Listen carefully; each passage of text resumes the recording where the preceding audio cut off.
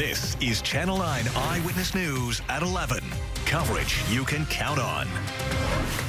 First at 11. Polls are closed and results are in. The outcome in races that impact your area.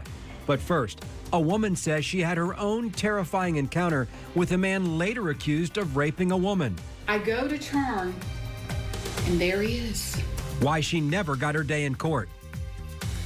And we want to get to some breaking news right now in Orlando. There is a heavy police presence at an apartment complex, and officers have guns drawn. And this is all happening at the Verona at Valencia Apartments off South Kirkland Road, just east of the Valencia College West Campus. Channel 9's Megan Cruz arrived there in the last 45 minutes. Megan, what have you been hearing so far? Well, for some perspective, so Valencia College is right across the street from me. We are at the entrance to two apartment complexes. There's complexes. This is City West over here, and then Verona at Valencia Park. I can hear that there is a standoff going on just inside of the Verona at Valencia Park right now. Actually, we can hear someone over the loudspeaker saying, "This is Orlando Police," and they're saying someone's name, and they're saying, "Please come out, sir." So that is what we can hear from right outside the Verona at Valencia Park. In terms of what led up to the situation, that is something that we don't know just yet. We do know from dispatch records that this came in as a battery call around 9:45, but since then we have gotten no other information from Orlando Police, even from the people that we have come across here, some of the officers here. They are just telling us that for our own safety we have to stay outside of the apartment complex right now. I did get a chance to speak to someone who lives at the other apartment complex just next door, that's City West. At one point she was told she could not go back into her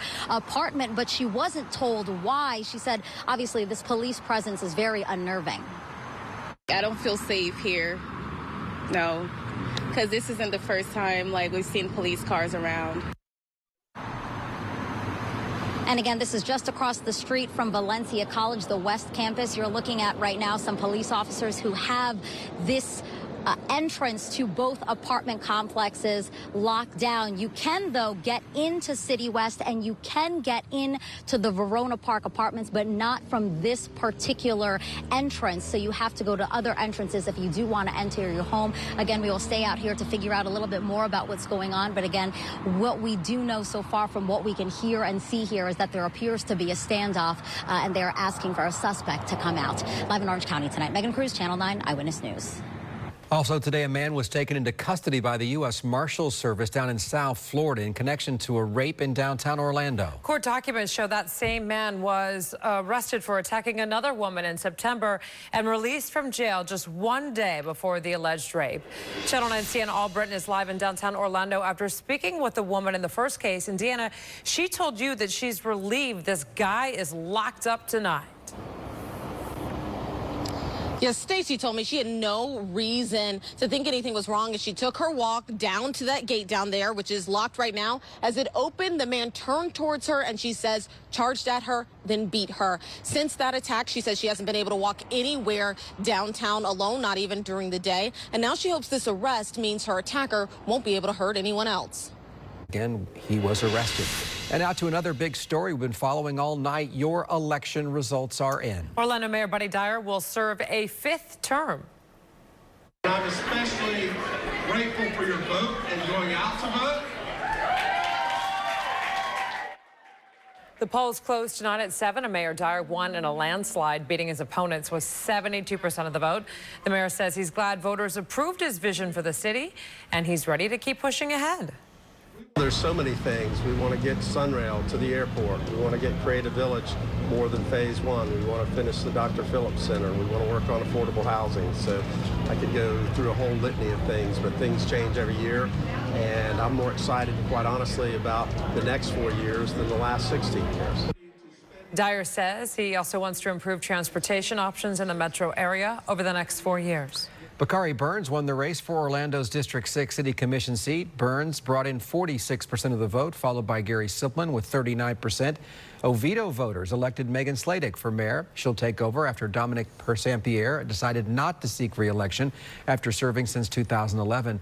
Voters in Lake Helen re-elected Daisy Raisler as mayor. We have other election results scrolling at the bottom of your screen. And if you want to find results for your area, you can also go to our website, WFTV.com. An Orlando woman has died 9 months after she was shot in the neck, and tonight her killer still hasn't been caught. Channel 9's Megan Cruz spoke to that woman's mother this evening as she waits for justice.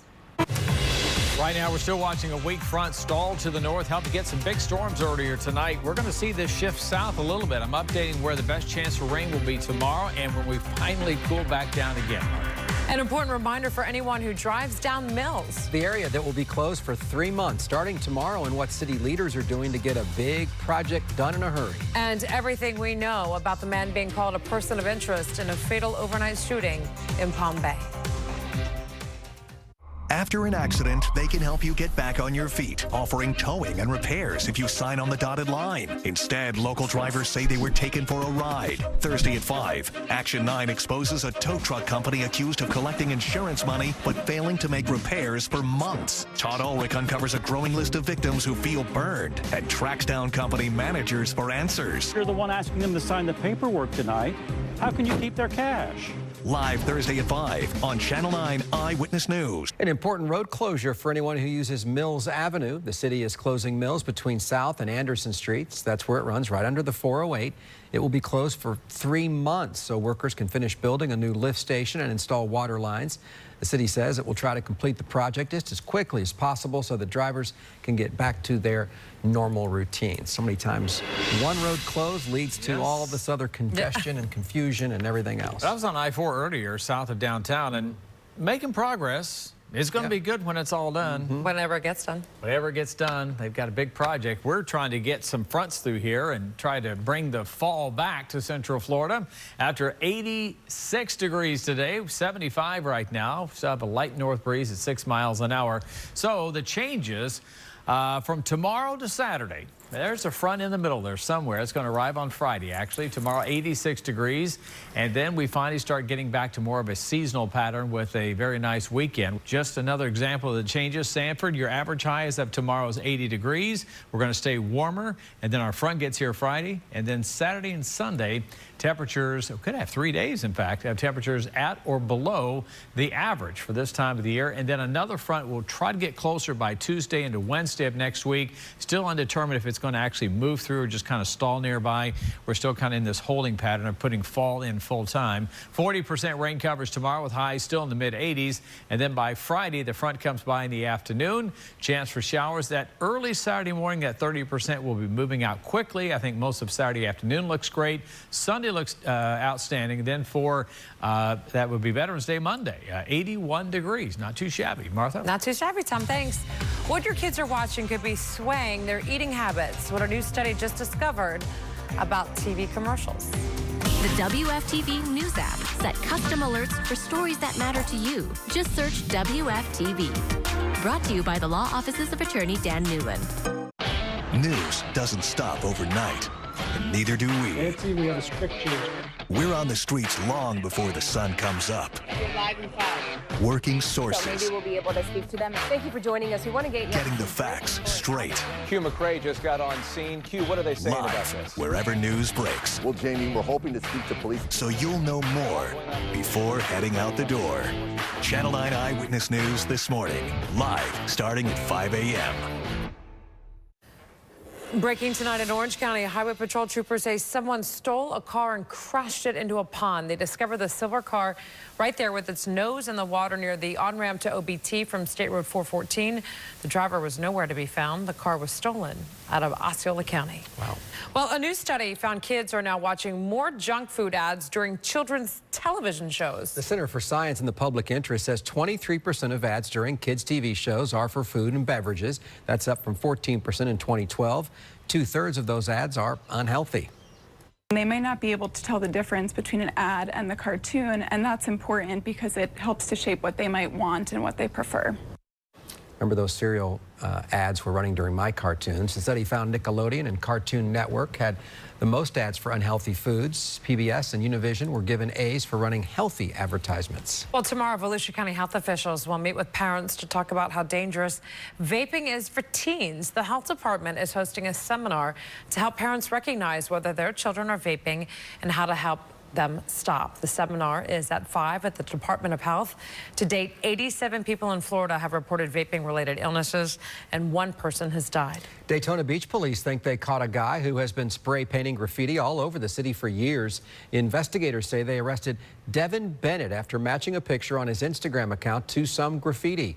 He's accused of recently painting well-known places like the Daytona Beach Boardwalk and said he was easy to find because of all of his tattoos.